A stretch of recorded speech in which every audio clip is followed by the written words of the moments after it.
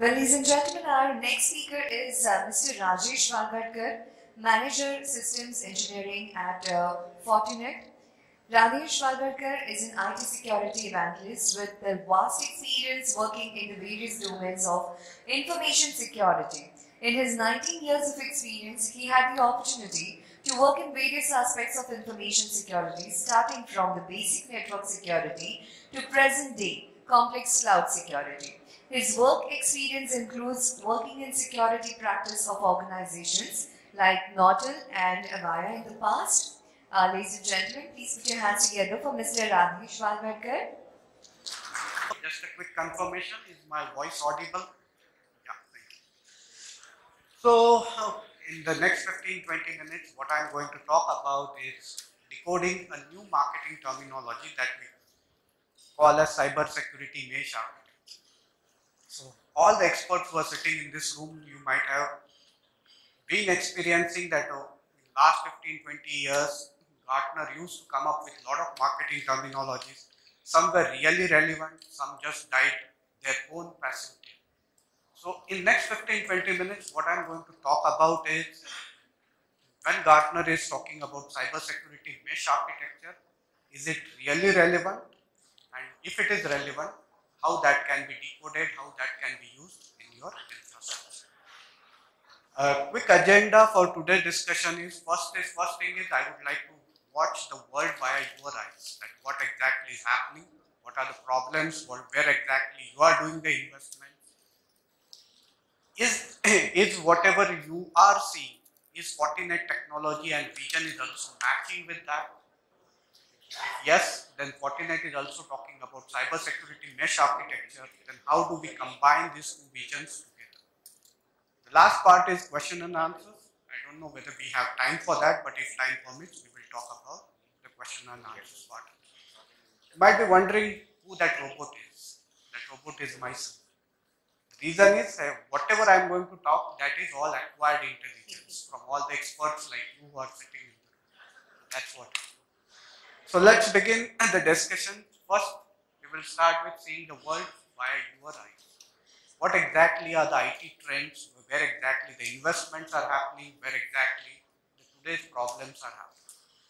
So when we did our market research, we came to know that these are the 4 areas where for year 2022 and 23, all the investments are happening, and all the even the challenges, new emerging challenges are all around the 4 different parameters. So in these 4 parameters, we start with digital acceleration, work from home, application journey, and then finally the malware analysis, or what we call as the evolving threat landscape. So let's talk about what exactly the digital acceleration is all about. So digital transformation is not new for any organization. In fact, there won't be any organization today that you can define that it is working without an IT framework. But now what exactly changing is even the organizations like manufacturing and other organizations, they are also becoming more and more IT enabled.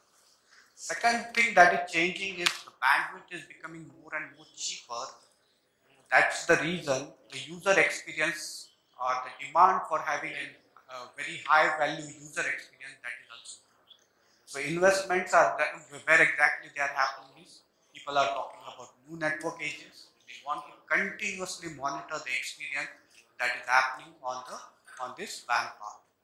The third part is whether I should have the IT-OT convergence or whether I need to have that as OT network as separate and IT network as separate. Even this discussion happens in very, very small organizations like enterprises also. In my office also, we keep on talking that in my conference room, I have an LCD TV.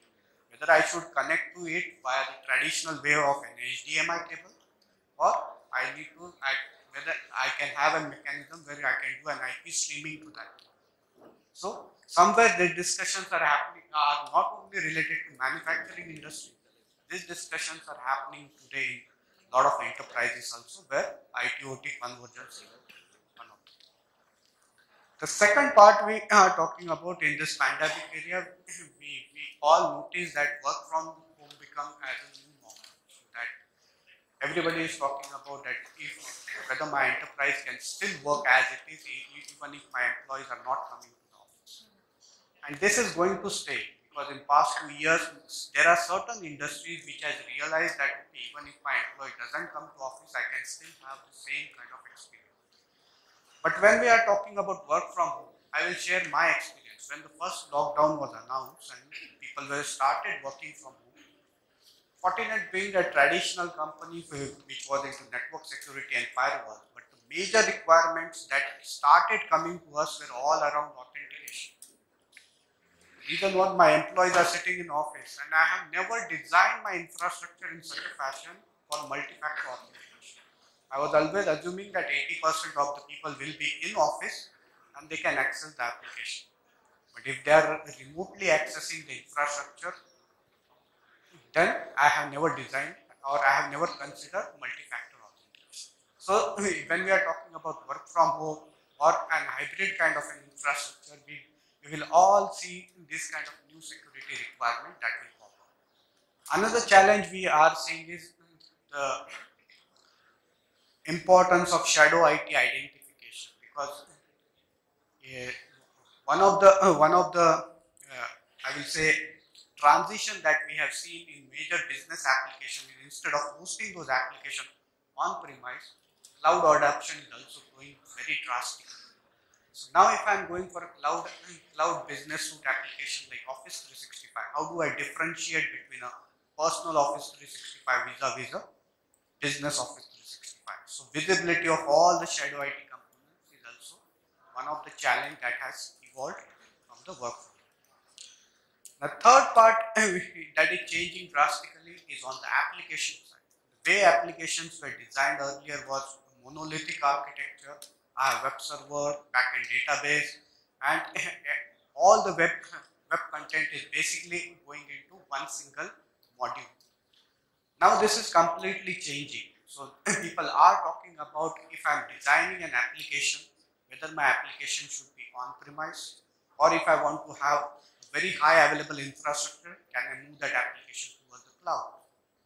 If I am moving to that application towards the cloud, my challenge is, shall I use the native cloud environment for building that application, or shall I follow the traditional way of building that application? And then whatever methodology I am following, you also need to think about security around that particular methodology. The last part that we are seeing that when this transition is happening, we always know that whenever there is a disruption that is happening at multiple technology levels, that is an opportunity for all the attackers around the market. So we have also seen a very high rise in kind of malware attacks and all those kinds of attacks which have happened in past 2 years. There is an enormous rise in that. What is important in this last slide is, when a survey was done, people are saying that the only way to prevent today's day malware infection or attack against multiple threat gateways, they need to follow something called as a cyber security mesh architecture. So before going into the cyber security mesh architecture, I will first talk about what is exactly the Fortinet vision.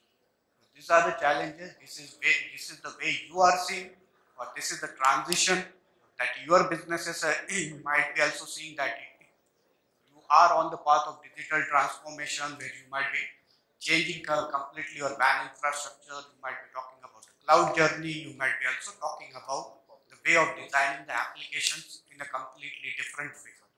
So what exactly Fortinet is thinking about, or how exactly your ideas and the Fortinet's vision, whether they are matching or not.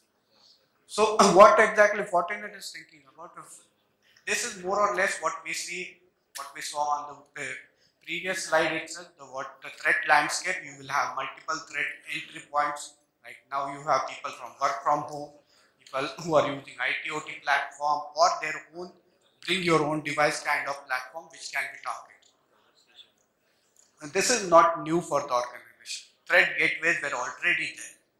What is new for the organization, or what is the challenge for today's organization, is something we call as weaponization of AI. Now the way the attacks are written, they are also using artificial intelligence. And what is the objective of using an artificial intelligence for writing the attack? First way is I should be able to mutate automatically so that I can bypass the security control. And the second objective is I should be able to spread at a very higher speed. So now if you want to control this kind of attacks, what should be your strategy? The first level of strategy that Fortinet is talking about, you need to have a convergence of network and security. I cannot have any device in my network and I can tell that this device is a network device. No.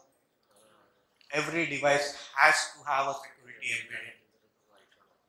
So now, this is not a new concept, because the day your wireless access point started asking you for authentication, it is a convergence of network and security, right?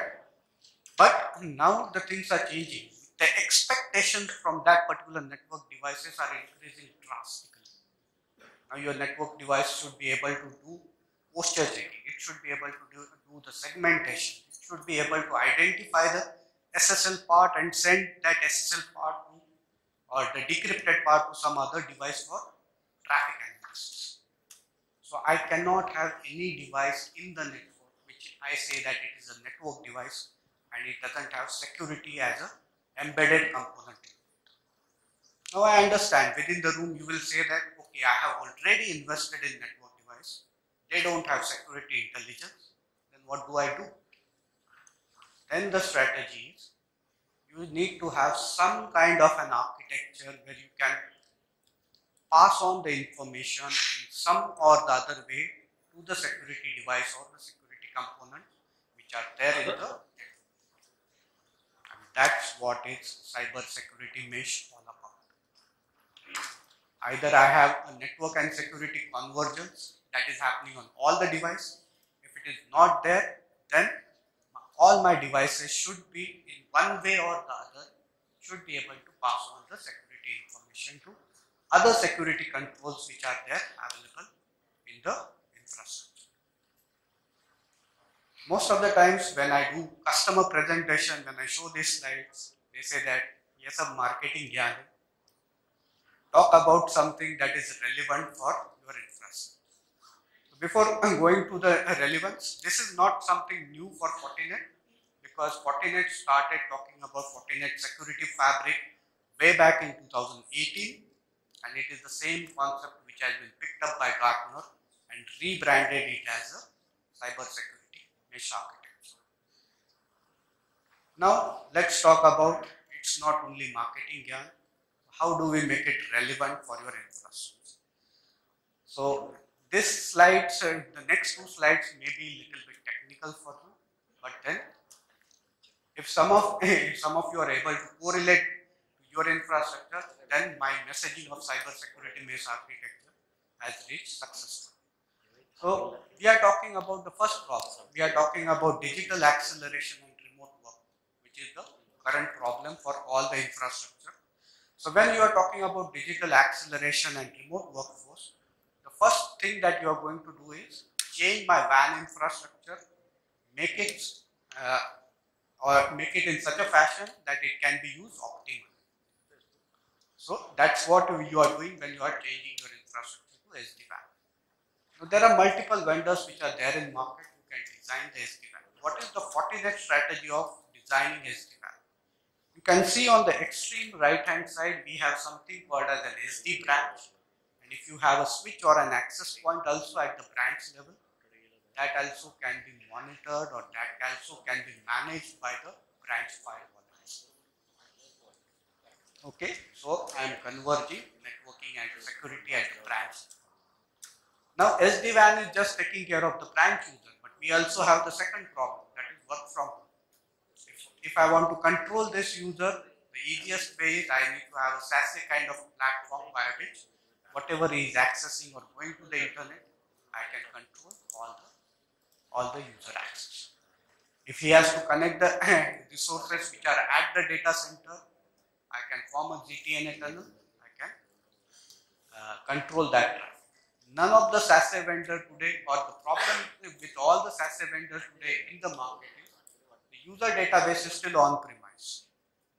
your Active Directory or whatever you are using, that is still on premise. So if you want to authenticate to the SASE, you require some kind of a external multi-factor authentication. If you are accessing shadow IT application, that can be also controlled via your platform. If you want to monitor the links, I can have a digital monitoring platform. And also, if something goes wrong in this infrastructure, one of the biggest problems when you are transitioning to SD-WAN is, if something goes wrong in a large site revamp, you need to have a lot of automation. We can also have a layer of SOAR on the top where multiple things can be automated. Do you see the mesh forming here? Yeah, for your single problem, there is automatically a mesh which is getting. Now let's come to the next problem, which we talk about application security. Application security majorly is talking about three components. User security component, security control in between, which can be a traditional WAF, and then you have a backend web application. When we talk about traditional WAF, now this conversation I have always with many customers. I can still have all the WAF rules on my IPS, I can use my load balancer as a WAF. Why do I require generation 2 WAF? So that's where I differentiate between generation 1 and generation 2 WAF. Generation WAF is pretty simple, talking about positive, negative security model and API security. Generation 2, we are talking about many other components which are relevant for the web application security of today's world. This may not be available in the generation WAF. But now, every WAF vendor in today's market is just taking care of traffic which is coming from outside to inside at the server level. Modern day attacks are happening at the user side. Is your WAF intelligent enough to identify the attacks which are happening on the user's level? Your WAF is providing certain mechanisms like manage the browser, credential stuffing and all those things. But if we really talk about the modern way of architecturing application security, your authentication framework has to be integrated with also the WAF.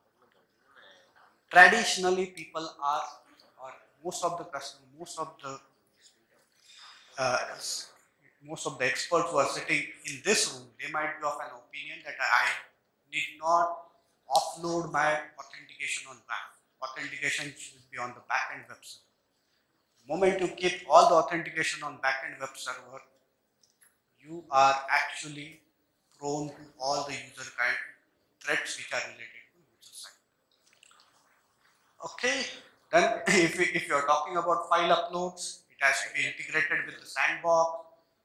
Now, there is another change that is happening on the web application side. If we talk about web application side, the way web applications are designed, that is also changing. We are going to a container-based architecture or a serverless-based architecture or a combination of both. So if you want to build a security on top of it, there is something called a shift-left security.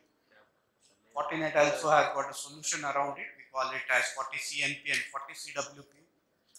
If you are using a serverless platform and if you want the web application firewall security, because here what you are using is you are using the cloud native components.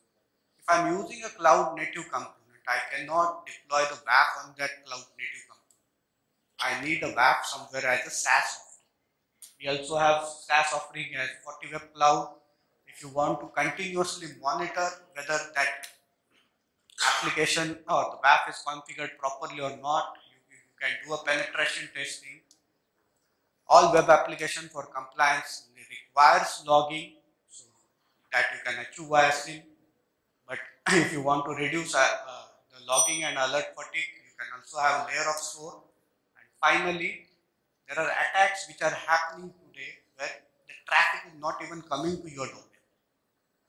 So somebody might have created a lookalike website and it is hosted on the internet and you are not active. If you want to do a kind of brand protection, Fortinet also has got a solution. Single problem, application security. Do you see mesh forming out there? So this is what exactly the whole messaging of cyber security mesh architecture. Final thoughts, believe it or not, mesh is approaching. So, with that, I will conclude my wordings, and if you have any questions, I can take those. So we can take the questions offline, is that okay? Okay. Thank you. We will